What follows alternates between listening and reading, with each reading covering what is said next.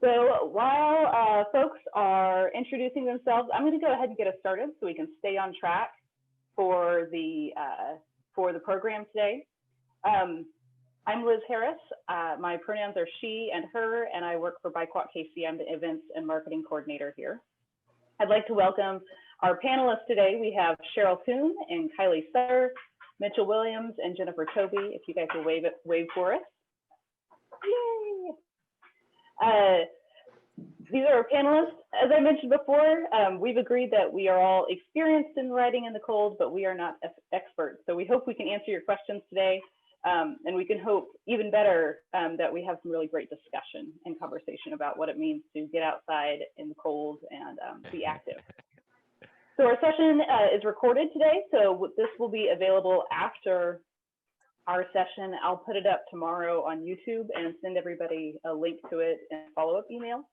For right now, we're going to have everybody muted just so we can keep the conversation flowing, but there will be lots of time to answer questions. So I've got some questions of my own that I've kind of pulled from the questions that you had when you registered. So we'll start off with those and get the conversation going, but please drop any questions you have in the comments. Also, if you have links, if you have some favorite gear, or if you have some favorite places to ride or other resources that you'd like to share, please leave those in the comments or in the chat box, and I'll make sure to send those out with the follow-up email tomorrow. So let's formally get this rolling. The pandemic is accelerating many trends and big changes that were already in progress. Our Let's Talk series is a conversation with leaders in Kansas City to find out how that acceleration is happening locally for the transportation, health, equity, sustainability issues that are core to our mission, as well as some more intersectional issues that often overlap with our work, including issues such as racism, housing, economic development, and more. So this is Let's Talk Cold Weather Biking. Welcome. So first of all, I'm going to start a little poll here. We have our poll of the day. And the question is, what appeals to you most about cold weather riding? So what is the appeal and why are you here today? So go ahead and hit those and we'll see how it goes. Can you guys see the poll? Okay.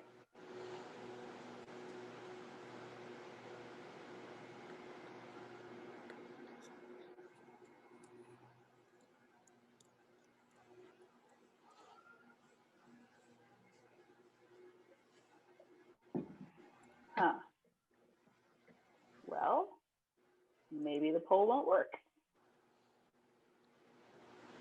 I saw the poll. You saw the poll? Yes. I saw the poll. Saw the poll. Okay, so let me try again. So I'm going to relaunch it and see how it goes.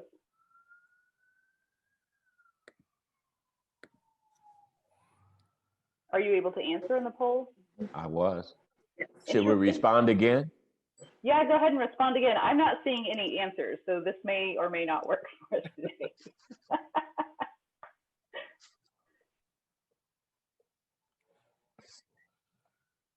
And if you don't see the poll or you would like to share your answers in another way, you can go ahead and leave those in the chat box. I submitted mine twice. Okay, that'll work just fine. One's from Rufus. Oh, how do I mute?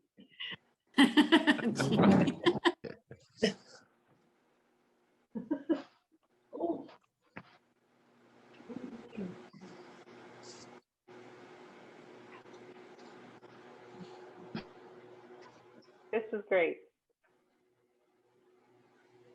All right, I'm going to go ahead and end the poll.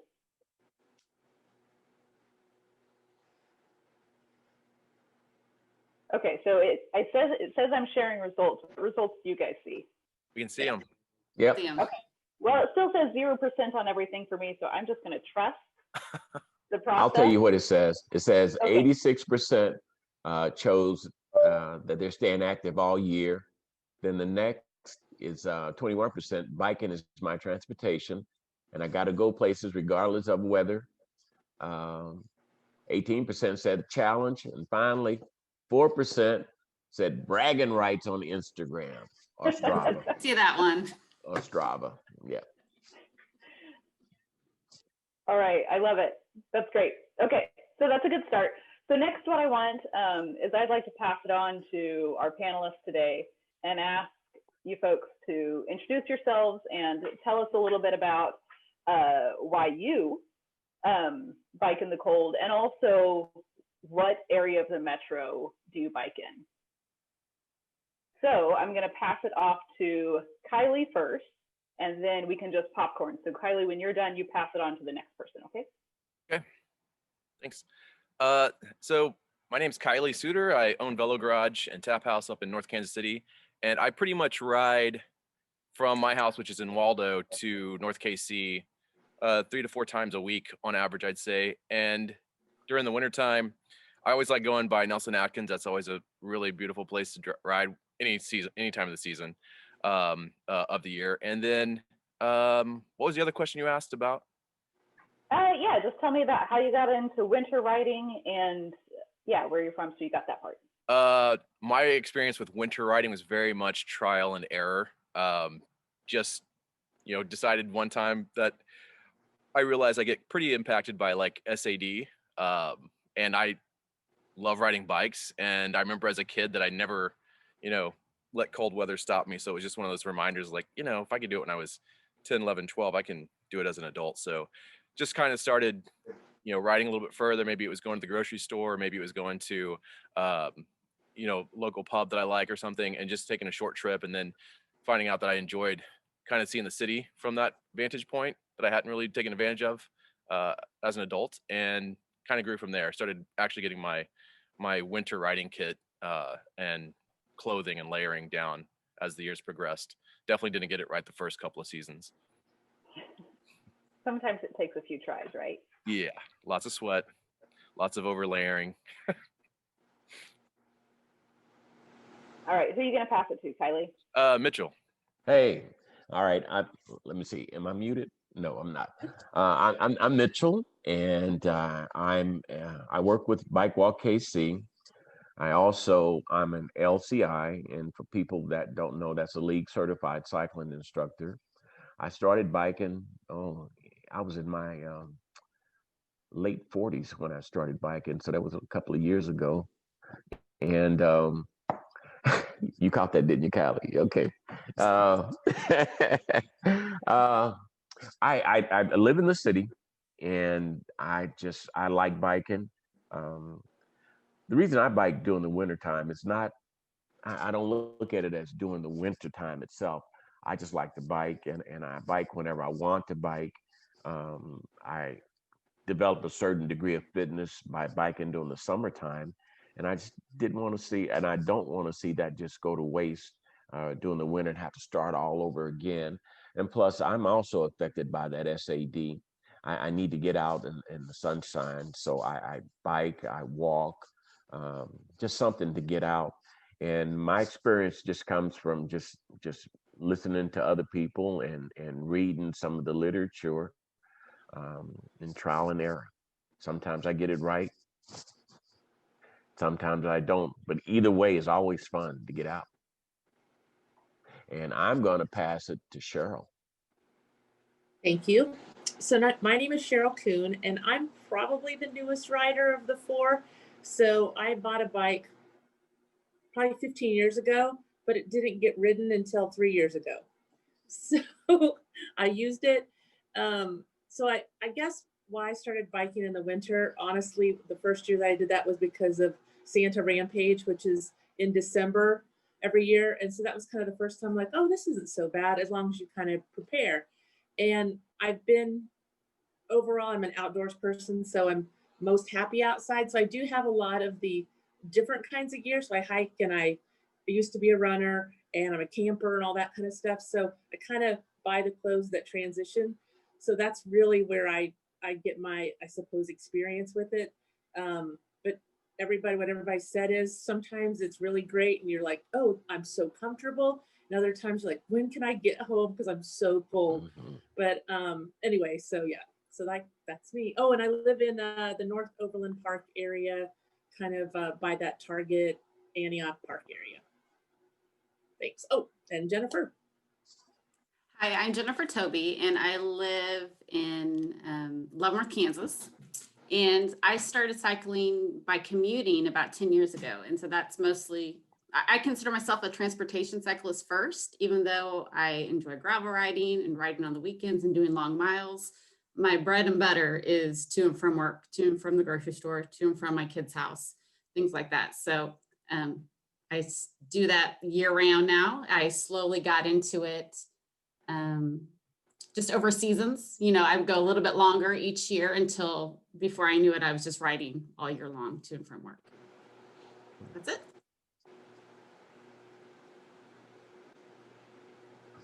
I love to hear that. I think that we have a nice diversity of experiences and experience levels and the different kinds of ways we ride, right? So I know that some folks are a little bit more high tech on this call, and some folks are a little bit more low tech on this call.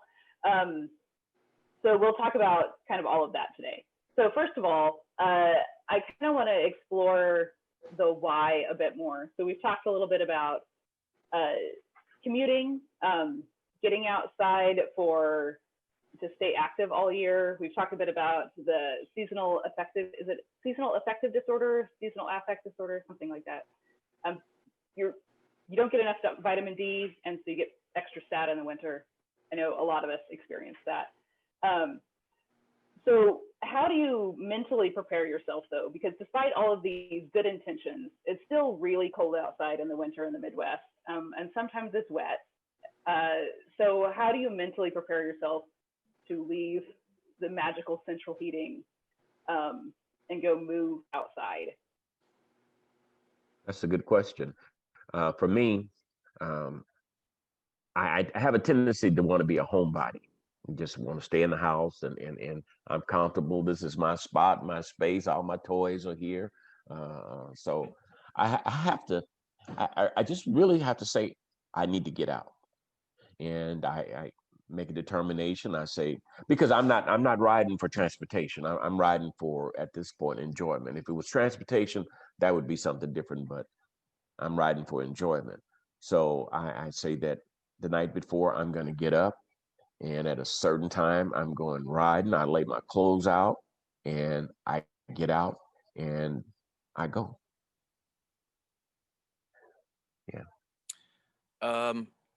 I would say that for me, it's really been just mentally waking up. You know, it's nice and warm, it's cozy underneath your covers, and then you realize it's like 20 degrees outside, and you're going to go ride, and it's not automatic. You know, I don't get out and go, I'm doing it. I'm getting my coffee. I'm sorry, Mike. I don't know if you guys remember, but there.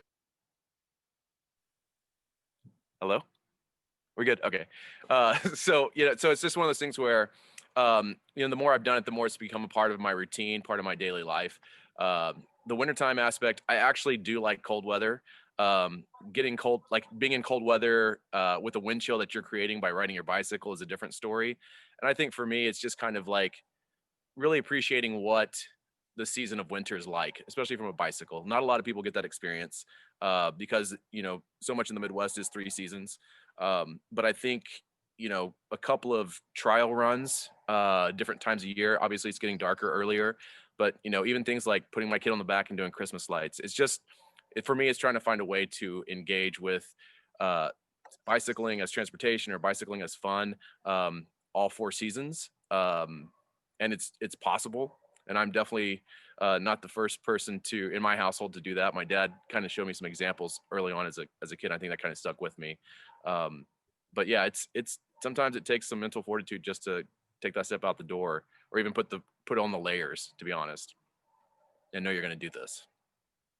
Yeah, I would like to add to that, for me, it's a little more spontaneous. Like I can't plan like Mitchell because I will change my mind 100 times by the time I don't go. So for me, I like to just, like if the day And Kylie made a good point that last year, or that first year after I did the Santa Rampage, I kind of did a like 4:30, 5 o'clock bicycle tour of all the lights around the neighborhoods. And that was a really great way that for me, it's sort of event driven. And so I'm like, okay, I'll make this a little event and go ride the bikes. And I actually even convinced a couple people to go with me. So it has to be a little more spontaneous. I can't plan to be cold. I'm just like, let's go and do it. I like that idea of being event driven because I'm pretty event driven myself. It's more like I have to go to work, or, I have to go get groceries, or I need to drop this thing off. And so that does get me out of the house. I don't even think about it. But also my husband commutes with me, and every once in a while he'll be like, it's kind of cold out there. And I'm like, oh, you don't think I can do it? And then the next thing I know, I'm totally head to toe cover. Like it's a challenge. Somehow he's challenged me and I'm out there. And so I do like that, the challenge of like, ooh, it's going to snow today. I'm on my bike. I've got my ECR all ready to go. Like, and it's overkill because it's barely snowed. I don't need 3-inch tires. Right. Right. I can remember last winter, I think we had that big snow, and I sort of lived on an uphill, and at the end of the street, there's a school. So, I was excited. I've got an adventure bike, 3-inch tires on it and everything. It snowed. I was like, oh, goody, goody, goody. I'm gonna get a chance to go ride my bike. I started from my home. It took me 15 minutes to make it to the end of the street, basically. And it took me another 15 minutes to turn around and come back home. So at least I did get out. I got stuck a bunch of times in that snow. I think it was like, it was up to almost to my knees, but I had fun and I wasn't cold.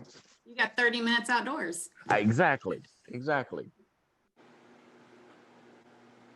Yeah, you got your recommended 30 minutes of aerobic exercise, right?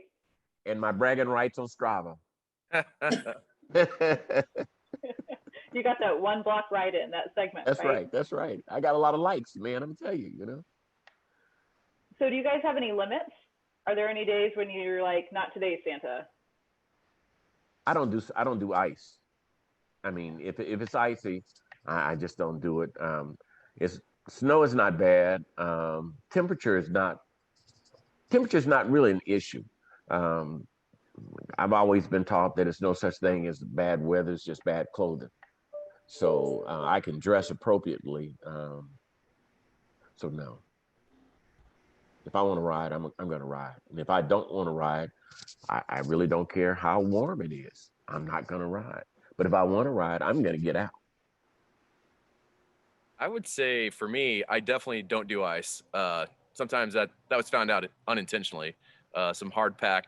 I commuted to work in the wintertime on a snow, and honestly, by the time I got to Midtown, I was just over the spinning out and being scared the whole time that I'm riding on this because, when the road gets compacted and, the nice thing is you're not a lot of cars out there either. But when the road gets compacted enough, there's enough ice that's just built up that, it just makes it very scary and sketchy and nobody wants to get injured riding on ice. And the other thing is like, there's definitely wind chills that I'm just not willing to tolerate. For the longest time, I had gear that I knew was like kind of dialed at 38 degrees and warmer.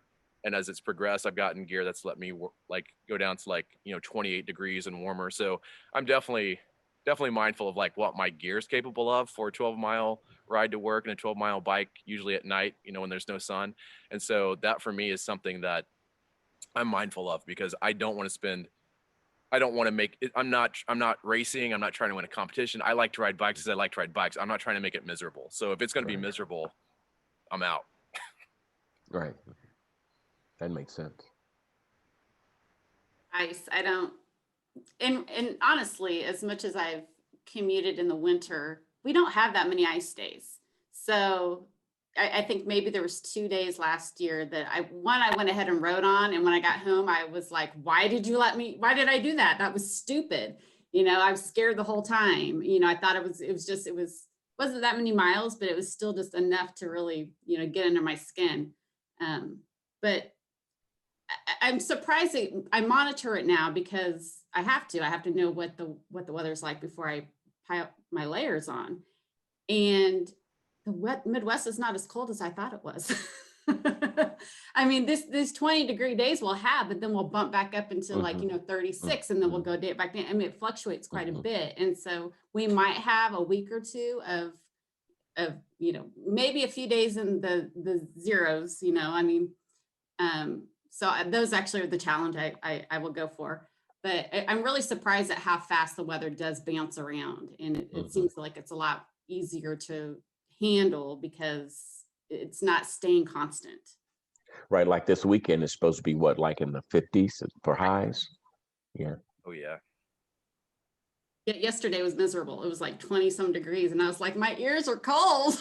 Okay, I'll admit that I'm not really a cold weather rider, but I'm going to try and do that this winter. So this is my first winter of trying to get out there and do it a little bit. In fact, I'm sorry I was late because I was out riding. Hi, Gloria. Hi, Mitchell. Yeah, and I've got a little rehab I'm trying to do with a knee I've had a problem with. So I'm forcing myself to get out right now and do a little bit at a time, but I'm hoping I can kind of push it a little bit more this year and get out more over the winter. But I'm not going to be out there in snow. I'm not going to be out there in, below 30 probably, or wind. I'm not that brave. But You know what I'm going to say, Gloria? You got to man up. Come on now, man up. yeah, well, I think I already am trying to do that. Yeah, I think that what you guys were saying about the weather fluctuating, I've been thinking about that a lot lately too, is that we keep saying, this is the last nice weekend. You've got to get out and ride this there's no last nice weekend in the Midwest, right? We complain about the weather all the time, and we have the right to do that because it is often terrible.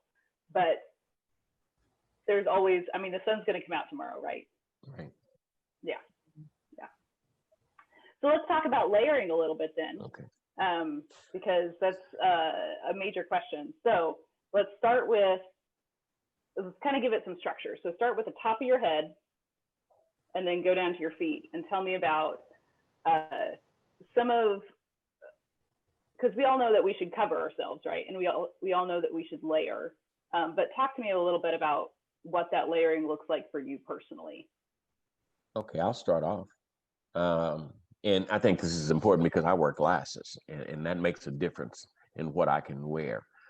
I see a lot of people, they put on the balaclavas, that actually is full face mask type thing. I can't do that pretty much because I always like to ride with a mirror on my glasses. So what I do is I wear a Scully, and as long as it covers my ears, I'm okay. Then something around my neck, a neck gaiter or something of that sort, so the cold air doesn't come down into me. And then I always have a base layer, and I like wool.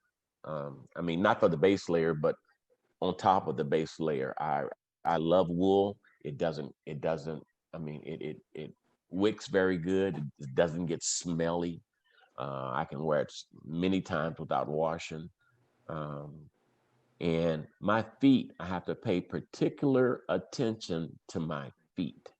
It depends on the bike that I'm riding, whether I'm riding a bike that has clips, which means I'm probably wearing cycling shoes, or if I'm riding a bike that has platforms. If I'm riding a bike that has platforms, I'll just put on some tennis shoes and nice pair of socks, and I'm good. But if I'm riding a bike that I have to clip in, I have to really work on keeping my feet warm under those circumstances. There are a couple of hacks that I've learned over the years that you can do, but yeah, that's what I do.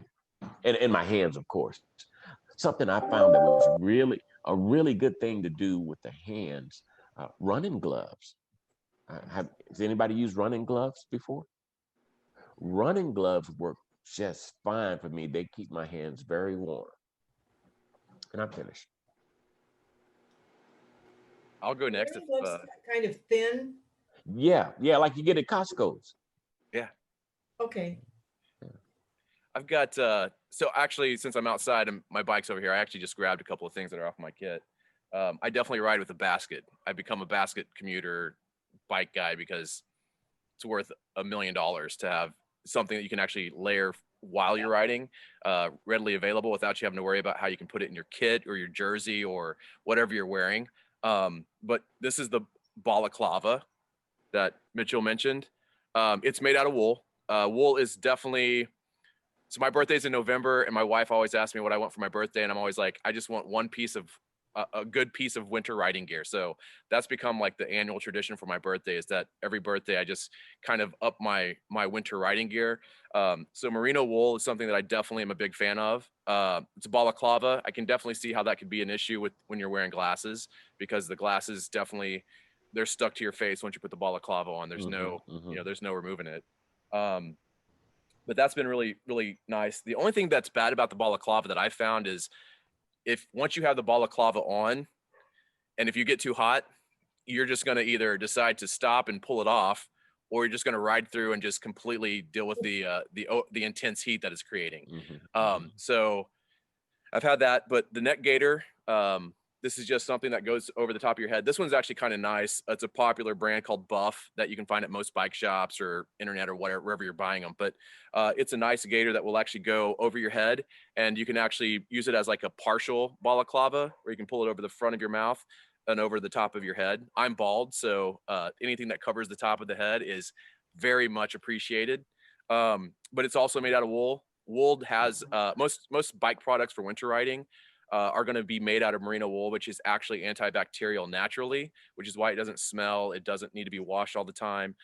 It's really good at wicking, and it's really good at like allowing air movement. So those are really critical and crucial for riding in the cold.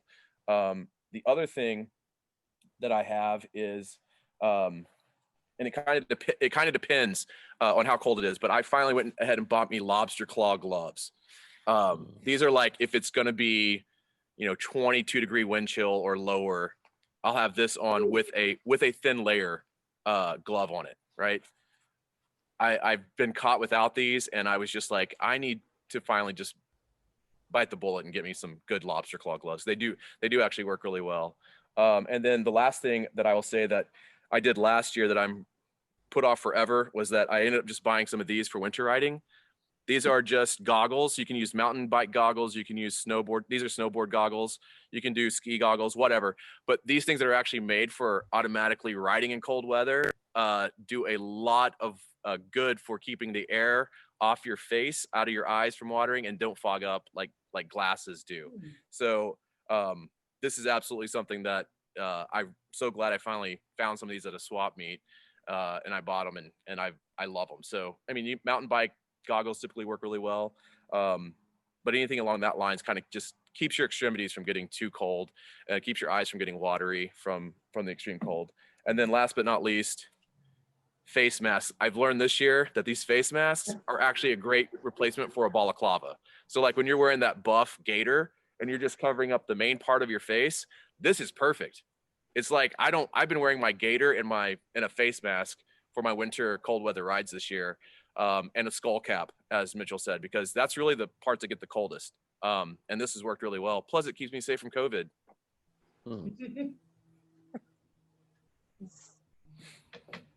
Okay, I guess I'll go. So I'm on the low tech end of this process.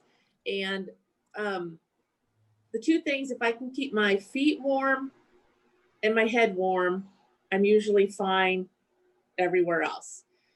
So here's the funny thing though about my head. So I don't like I know they talk about a skull cap. So here I didn't really know if I wanted a skull cap. So what I did, I sort of cheated, and I had my ex's old flannel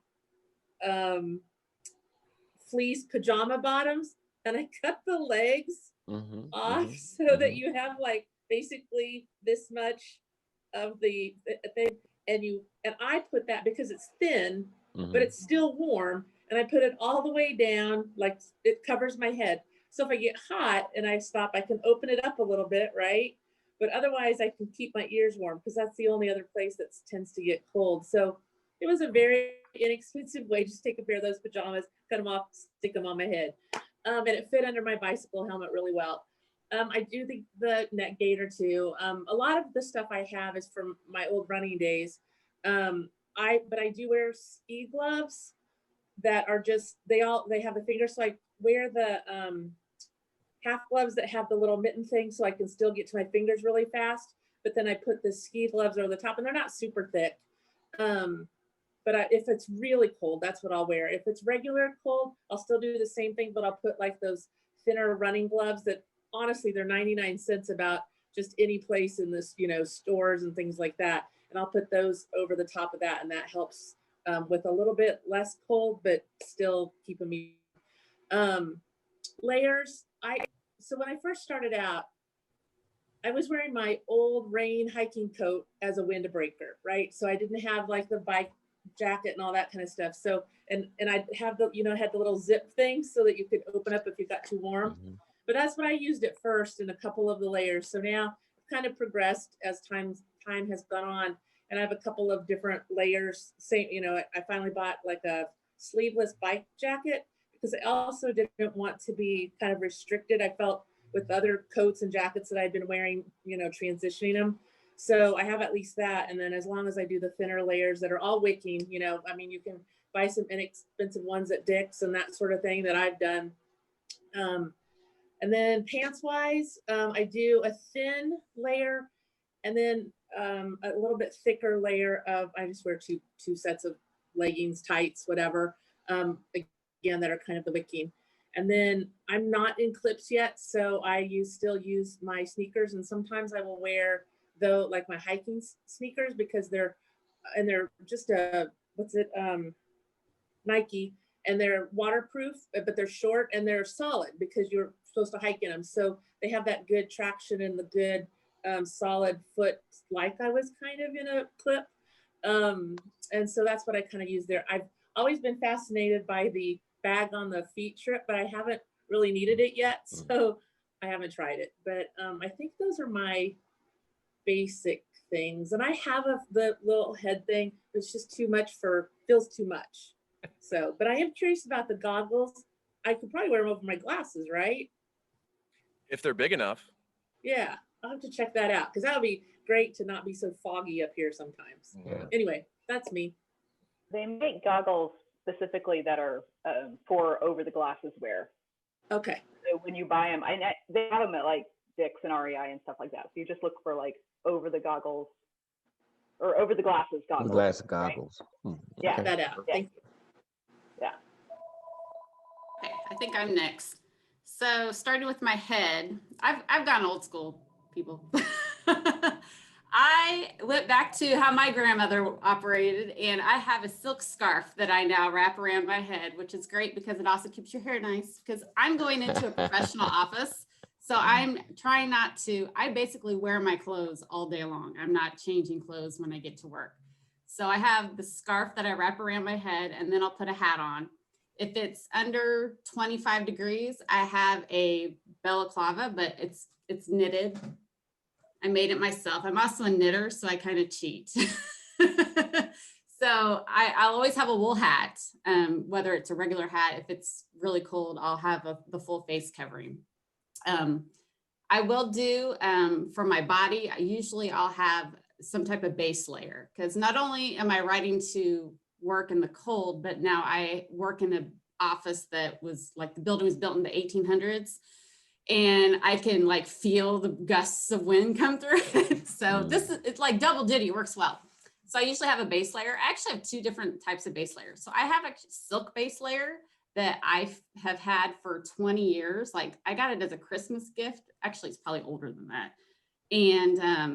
And I just happened, I kept it, and I never really wore it until I started riding bikes. And the silk is really, really nice, especially when I'm wearing my, dress slacks.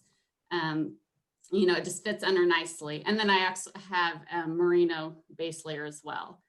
And so that usually will go underneath my office wear. So I wear slacks. A lot of the suits I wear have some type of wool in it. And tweed, I'm a fan of the tweed because tweed also keeps you warm. And so a lot of times I'll have a jacket. So I'll have my suit jacket, I'll have a base layer, I'll have a sweater maybe, and then my suit jacket. And that's what I'm wearing to work. So I'm dressed like I'm going to my office, on my way. For my feet don't get too bad, but if it's below 25 degrees, I'm wearing 2 pairs of socks. And generally one pair is always wool. I've always got a wool layer on my feet. Sometimes I'll put a cotton sock in there too, just if it's thin. It depends on what socks I've knit and that it's going to go on my feet.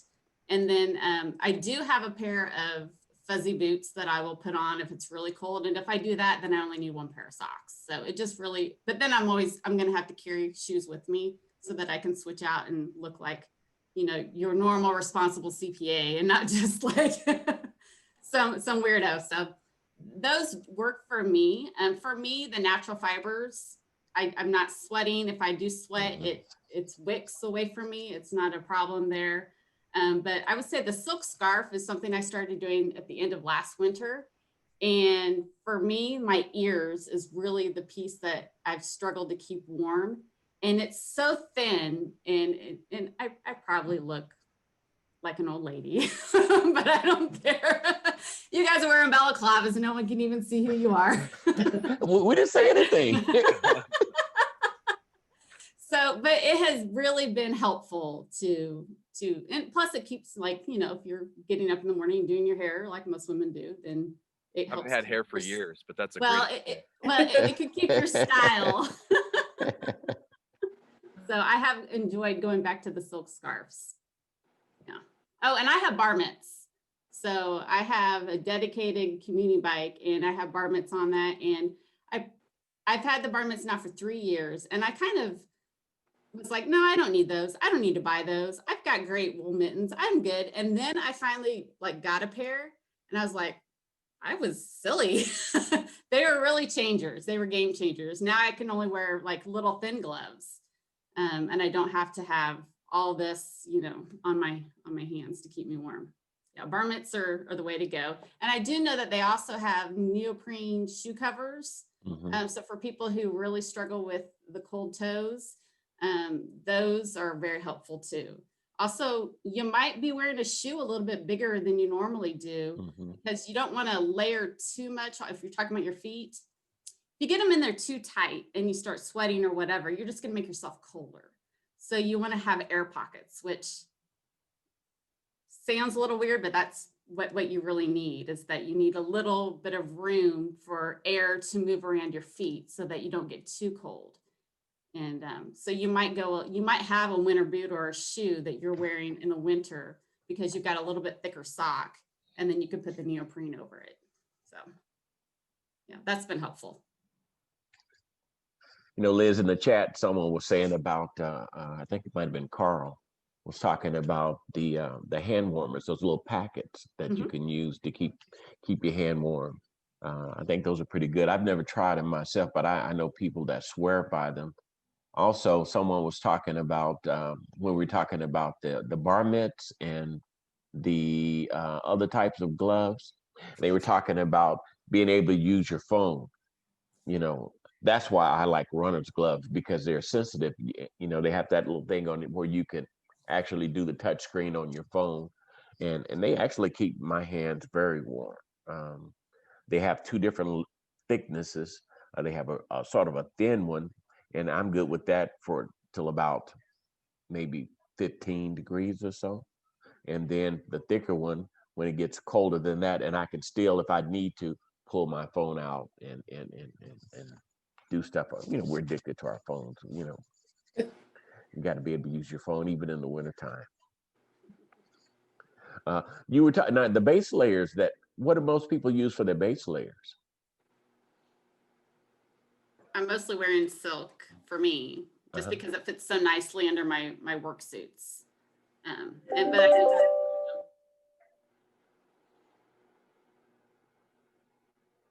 Yeah, it looks like we've got some folks who are using some wool. I know that I'm a big fan of wool, but my husband also has some of the Costco base layers that are super inexpensive. They do require washing constantly because those things get stinky fast. But they're really cheap. So there's the trade-off, I guess. I will say about the wool can be expensive.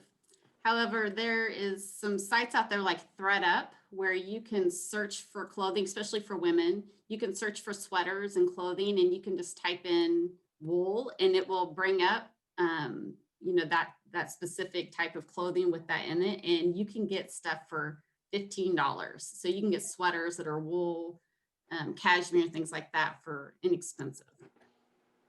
I am 100% here for the thrift store wool. Anybody that knows me knows that, like, my snow boots are from the thrift store, and all of my wool sweaters, I got a nice cashmere that's from the thrift store and is warmer than like anything that I've ever worn in my life.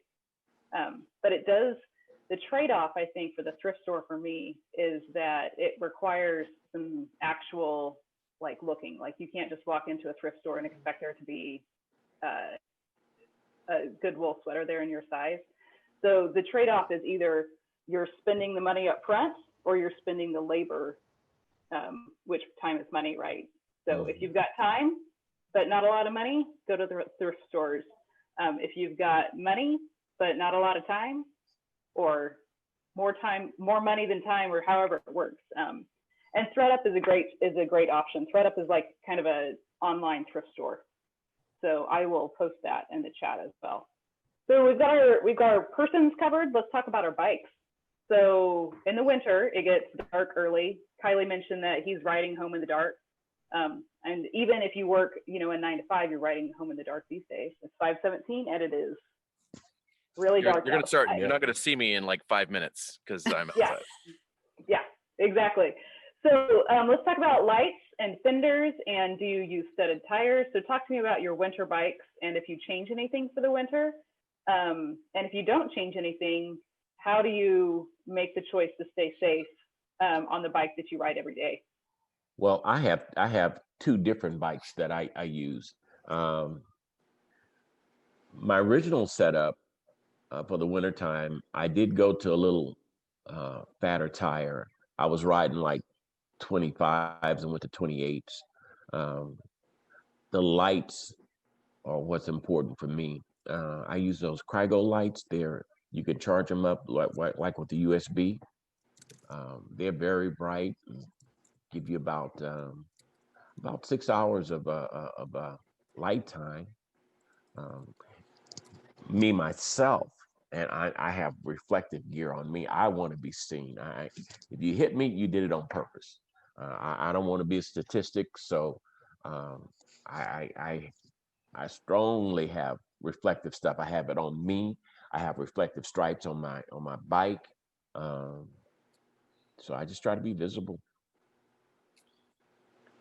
And sometimes I do put on fenders. On my adventure bike, I put on fenders. On my first bike setup, I had fenders. I love fenders. I mean, I love fenders. I love baskets. I love, a lot of people don't, but I love them.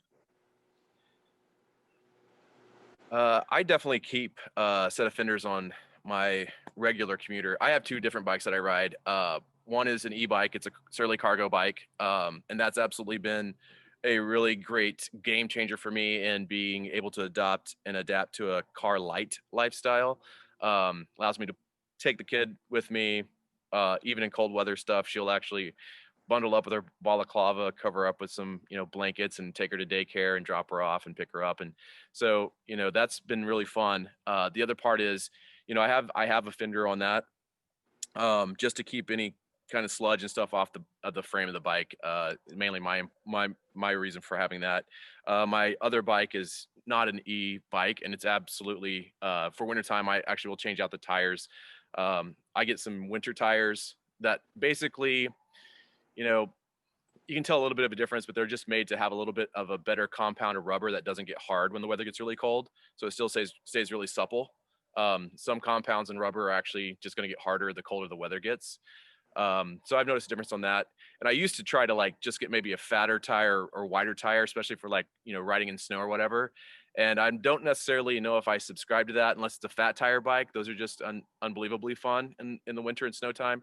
But for a commuter type setup, I actually kind of found sometimes that my 32 millimeter tire would actually cut through some of the slush and grime better than my fatter tires I would ride with.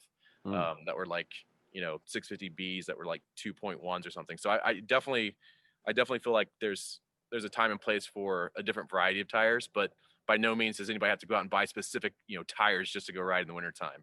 I think one of the things that I struggle with sometimes in the winter time is because it's darker. You can't see the road as well as you could during the day, during the daylights. So there might be a tendency to flap more often because Yeah. you're running in the junk. So Yeah, and definitely I light up everything I possibly can during the wintertime. I've got reflective tape that I put on. 3M makes really cheap reflective tape that you can put on over everything. I put it on my helmet, I put it on a backpack, I put it on my bike, I put it on anything. And then I buy clothes that have reflective opportunities for me to put reflective gear on there. I've got their triangle, that's a reflective triangle that you can put on your bike. So yeah, definitely trying to create any way possible to be seen from 5 o'clock on. So drivers aren't necessarily looking for cyclists, and it gets harder to see you at night in the wintertime.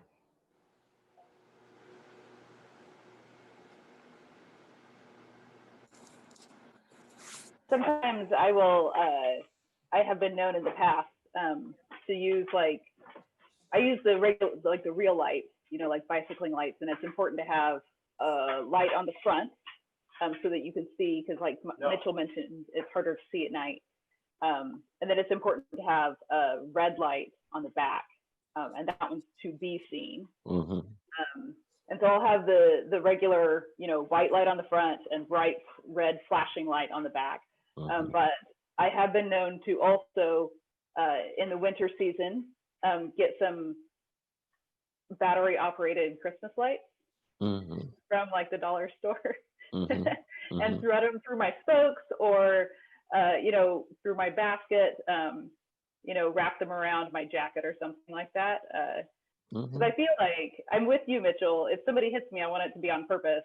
But also, like, why would you hit somebody who's bringing such like joy and cheer to the world? I'm a little elf riding a bicycle. Look how cute I am. Don't run into me. And like I'll hang. You guys are gonna think of that. I'll hang like little like jingle bells on my handlebars and stuff. Sometimes I annoy myself going down the road because it's just like too much cheer. But I think just having a little like lighting up extra, because not only is it dark earlier, but people don't expect to see us out because it's winter. And why would people ride their bikes in the wintertime? Regardless if it's for fun or for exercise or just because that's the way you get around, like why people don't understand why we would do this. They're especially not looking for us at this time. So for me, I have one bike and I don't go when it's just, I don't change the tires or anything. So I don't go out when it's too messy because I don't have enough experience with riding like that. So I haven't really been that part, but cold and open, the streets are fairly clear, I'll go. But the one thing, and you guys have all talked about it, are the lights. So when I first started riding, I took your confident cycling class, so long ago or whatever, when I first started, and, they talked about lights and all this stuff. And, in general, I believed that whole process, but what really struck it for me was I was driving one day, it was some Saturday, 10 in the morning or whatever. And I was coming down state line from like 103rd down that hill to back up towards like the shopping center at Ward Parkway. And there was a bicyclist that was on the right-hand side and there were no lights on her bike. And I really didn't see her until I was I was far enough over that, I wasn't going to hit her, but I didn't really see her till I got to the top of the hill. So even in the daytime in winter with all the stuff that's kind of, the reflection off the snow or the, whatever weather's kind of happening. I mean, I'm so a complete believer in the whole lights thing. And if I'm out and about in the early evening, I'll even wear a headlamp on my helmet that's got the red light on it so that if I'm looking at somebody, it doesn't go in their eyes, but that way it gives me a little bit more light. Plus they can see me height wise. And because if they're looking up more so than low, which is what I felt like I was doing when I was driving with that, when I saw that lady. And so anyway, so I'll do a little bit of the headlamp item. And then I have started doing more kind of what been talked about, of putting tape and lights and everything else on everywhere else on my bike. Plus, you're right, it makes it way more fun. So anyway, but that was the lights. It really is, daytime or nighttime, I think is just a huge plus. And then I've also worn the safety vest. So back again, my running days, this was a great, opportunity to use some of the old stuff I don't use anymore. But sometimes I'll just wear that vest over my clothes. So anyway, thanks. So Yeah, go ahead. I have fenders. I should preface this saying that, I've been doing this 10 years, so you gather stuff as you go. So I do have fenders on my bike. I don't do studded tires. It's not, after riding so many years, I just don't feel like it ices enough for me to use it. And if it's too sketchy, then I don't need to be riding. I ride 42s year round on my tire width. So that's, if I need to let out some air and get a little bit more traction, then I will do that. I have gone the dyno hub routes. So I got a dyno hub maybe 2.5 years ago. And I thought it was like, honestly, I was like, this is expensive. This is a little bit over the top. And now that I've had it for 2 years, I'm like, how did I ever live without the dyno hubs? I don't have to think about lights. It's a very large, well, it's lux, but lumen. You have a lux. Very, very far. It lights up automatically. I never have to worry about if I'm charged or if I'm using it. I ride every day, and I'm riding in the dark a lot. And I like riding at night. It's fun. And a lot of times I'm in a small town. I don't have quite the traffic that probably people who are living downtown Kansas City do. I know my routes. People expect to see me because I do the routes all the time. People know me. My neighborhood knows me. And so I might be a little different there, but I now have dynos on my ECR as well. So I also have ECR that I mostly ride gravel on with my ECR. What dyno hub do you use? Which dyno hub? Is it the SON? SON? No, I don't think so. I'd have to look it up because my husband put it on. Oh, okay. I know it's a Bushmuller light, but I don't know what the actual hub is. Okay. And so You sound like a rando person. Do you do randos? I should do randos, but I don't. Okay. I have friends that do. That do. And so, yeah, a lot of that comes from, they ride all the time, but in the night, in the early mornings, being seen is important. But I concur with what everyone else has said, but I will say that if you're riding consistently in the dark for multiple years, get a dyno system. It's great. It can switch to different bikes, not easily, but it can, so your investment stays with you. It's worth it. I like it. Mitchell, you should get a dyno. I've been thinking about it. I mean, you don't have to convince me too much, Yeah. All right, folks. Well, we have eaten up a full hour already. That is unbelievable. But this is kind of, as you mentioned, Jennifer, this is kind of what happens when you get bike people together talking about bikes. Was that Cheryl? That was Cheryl. And that's kind of what happens with us. So I just want to thank everybody for coming out with us today. If you have additional questions, what I'm going to do is go ahead and put them in the chat while I'm finishing up. And I will get those answered to you and then send it to you in the follow-up email. How does that sound? That sounds great. I wanted to thank everybody for coming out tonight. I'm going to share my screen for a quick second because I want to thank the funders and the friends who have made this possible. This is a great series. We're grateful to have been able to do it. And here we go. And I'd just like to thank our friends at the Health Forward Foundation, the Whole Family Foundation, Enterprise Bank, Blue Cross Blue Shield of Kansas City, My Sidewalk, the Shoemaker Family Foundation, and of course, so many of you are members. We really appreciate you keeping us rolling, pardon me, through this especially trying year. Thank you for all coming out tonight, and thanks for joining us. I'll follow up with an email tomorrow. Thanks, everyone. Thank you. Good night. Good night.